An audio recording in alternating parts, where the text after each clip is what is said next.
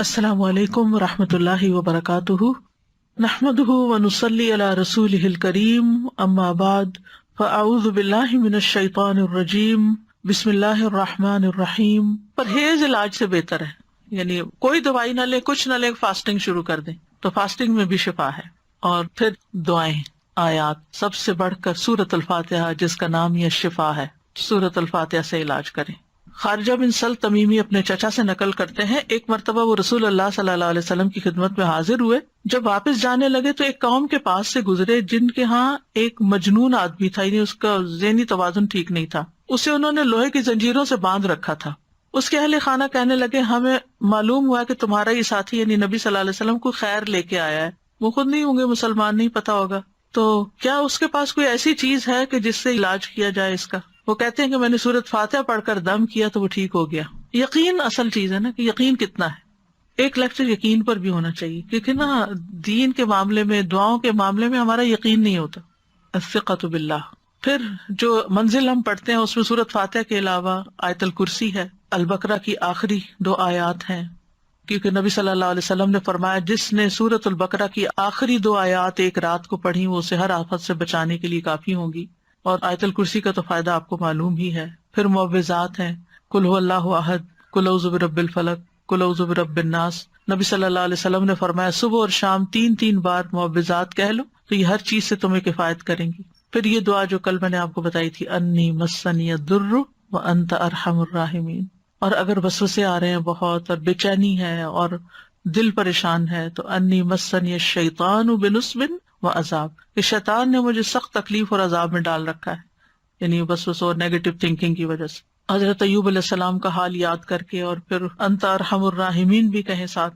اور پھر ایوب علیہ السلام کا انداز جو ہے نا دعا کا، وہ بڑا خوبصورت ہے، وانت ارحم الراحمین، اور اپنے حال کا ذکر کیا کہ اللہ میں تکلیف میں ہوں، آپ جانتے ہیں۔ تو ہم اس طرح بھی دعائیں کر سکتے ہیں، یا اللہ آپ نے ایوب علیہ السلام کو صحت دی تھی، یا اللہ آپ نے زکریا علیہ السلام کو بیٹا دیا تھا، یا اللہ آپ نے یوسف علیہ السلام کو لوٹا دیا تھا، یا اللہ آپ نے موسیٰ علیہ السلام کی حفاظت کی تھی، یا اللہ آپ پھر یہ تکلیف دور کر دیں۔ سورۃ الانبیاء میں وہ اتنی خوبصورت دعائیں پڑھتے ہیں تو دل پگھلتا ہے، سارے انبیاء کی جو دعائیں قبول ہوتی گئیں ان کا واسطہ دے کر کے اللہ آپ نے ان سب کی دعائیں قبول کی، آپ میری بھی دعا قبول کریں اور میری یہ تکلیف دور کر دیں۔ اور پھر یہ ہے کہ جیسے نیک لوگ اللہ سے اچھا گمان رکھتے تھے، ابراہیم علیہ السلام نے کہا وَإِذَا مَرِضْتُ فَهُوَ يَشْفِينِ، وہ مجھے شفا دیتا ہے جب میں بیمار ہوتا ہوں۔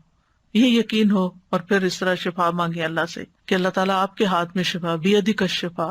پھر وہ جو مسنون دعائیں گرین کارڈ کی ہیں، امسح البأس رب الناس بیدک الشفا، لا یکشف الکرب الا انت، اے لوگوں کے رب تکلیف دور کر دے، تیرے ہی ہاتھ میں شفا ہے، تیرے سوا اس کو کوئی دور کرنے والا نہیں۔ نبی صلی اللہ علیہ وسلم بیمار پر ان الفاظ کے ساتھ دم کیا کرتے تھے۔ اور پھر ایک اور روایت میں آتا ہے، انس رضی اللہ عنہ کہتے ہیں کہ میں تم پر وہ دعا پڑھ کر کیوں نہ دم کروں جسے رسول اللہ صلی اللہ علیہ وسلم پڑھتے تھے۔ تو حضرت ثابت کی طبیعت خراب تھی تو انہوں نے کہا ضرور کیجیے، تو حضرت انس نے ان الفاظ کے ساتھ دم کیا، اللہم رب الناس مذہب البأس اشفی انت الشافی لا شافی الا انت شفاء لا یغادر سقما۔ پھر اسی طرح یہ ہے کہ اگر کوئی جل جائے تو اس کا علاج نبی صلی اللہ علیہ وسلم نے کس طرح کیا۔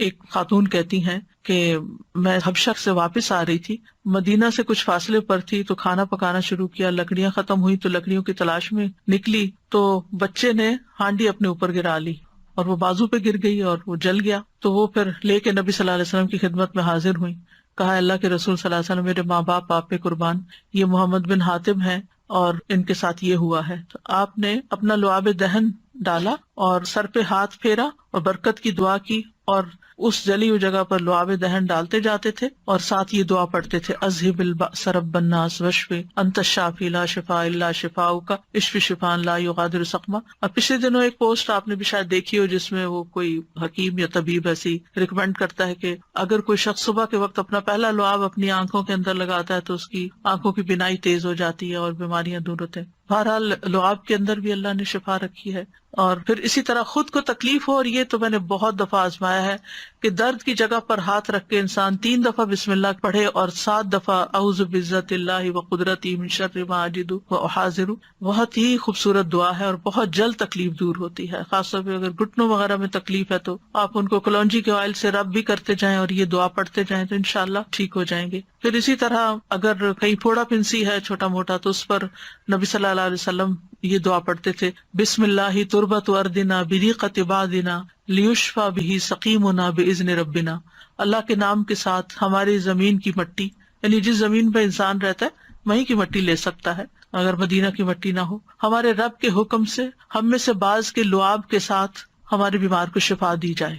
یعنی وہاں پر کوئی بڑی بڑی فارمیسیز نہیں تھی، کوئی اور علاج کے لیے ہاسپٹل نہیں تھے، تو یہی چیزیں جو تھیں نبی صلی اللہ علیہ وسلم نے عملاً کر کے دکھائیں اور لوگوں کو فائدہ بھی پہنچا.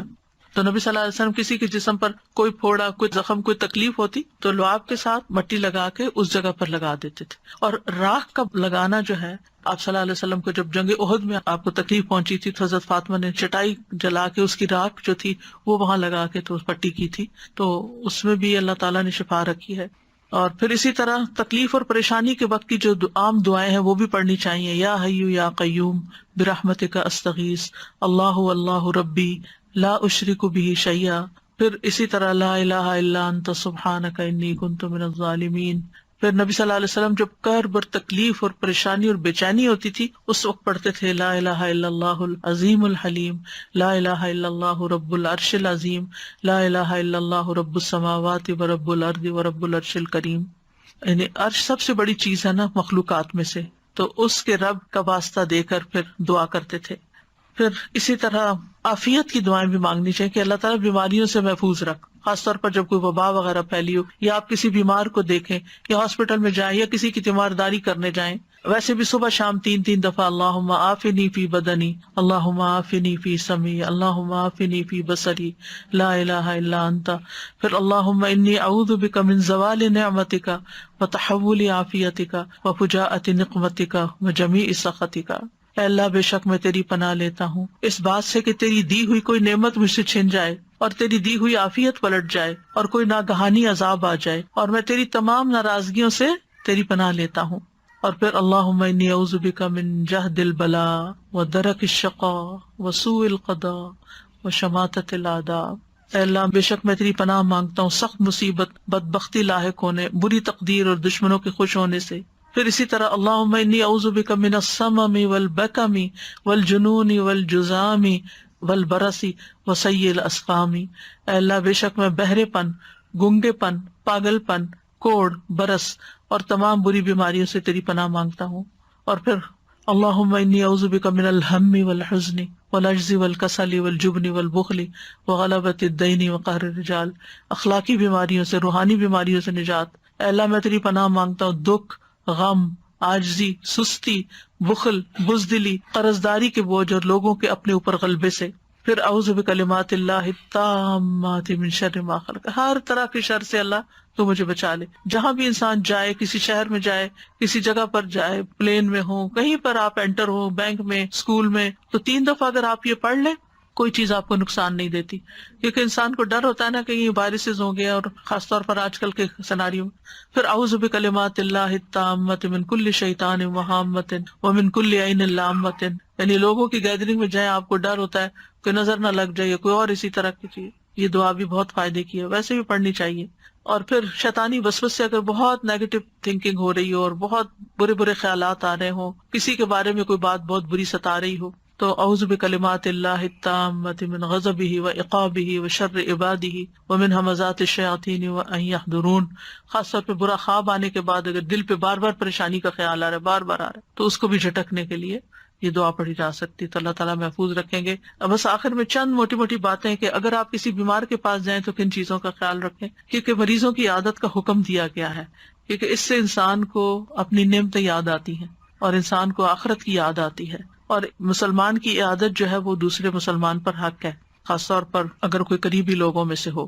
نبی صلی اللہ علیہ وسلم نے فرمایا جب کوئی شخص اپنے کسی مسلمان بھائی کی عادت کرتا ہے تو وہ جنت کے باغات میں چلتا ہے یہاں تک کہ بیٹھ جائے، اس کے بیٹھنے پر اللہ کی رحمت اسے ڈھانپ لیتی ہے. اگر واقعی عیادت کی نیت سے کسی کے پاس جاتے ہیں اور عبادت کی نیت سے، اور اگر صبح کے وقت جائے تو شام تک 70,000 فرشتے اس کے لیے دعائیں بخشش کرتے ہیں، اور شام کو جائے تو صبح تک، یعنی اتنا بڑا اجر و ثواب ہے۔ اور عیادت نہ کرنے والوں کی مذمت کی گئی ہے۔ اللہ تعالیٰ قیامت کے دن فرمائیں گے کہ میرا فلاں بندہ بیمار تھا، تو نے اس کی عیادت نہیں کی، یعنی تم نے اس کا حال ہی نہیں پوچھا، اگر تو اس کی عیادت کرتا تو مجھے اس کے پاس پاتا۔ عیادت کرتے وقت اسے اجر کی خوشخبری دی جاتی ہے، اور مریض کو دعا دے کر خوش کریں، ہو سکے اس کو دم کر دیں اور دعا کا کارڈ دے دیں، کوئی بھی ایسی چیز اس کو بتائیں کہ یہ بیماری اس کے درجات کی بلندی کا ذریعہ، اچھی باتیں کریں، حوصلہ افزائی کریں، غم گساری کریں۔ اور عیادت کے وقت کی دعاؤں میں لا بأس طہور انشاءاللہ، کوئی بات نہیں، ٹھیک ہو جاؤ گے، سب صاف ہو جائے گا۔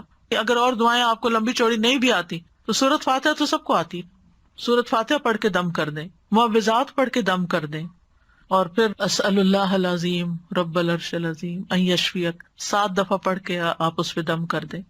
نبی صلی اللہ علیہ وسلم نے فرمایا جو مسلمان کسی بیمار کی عیادت کے لیے اس کے پاس آئے جس کی موت کا وقت نہ آیا ہو، اور 7 مرتبہ یہ پڑھے تو اللہ تعالیٰ اس کو شفا عطا کر دیتا ہے۔ تو یہ بیمار کے لیے پڑھنی چاہیے۔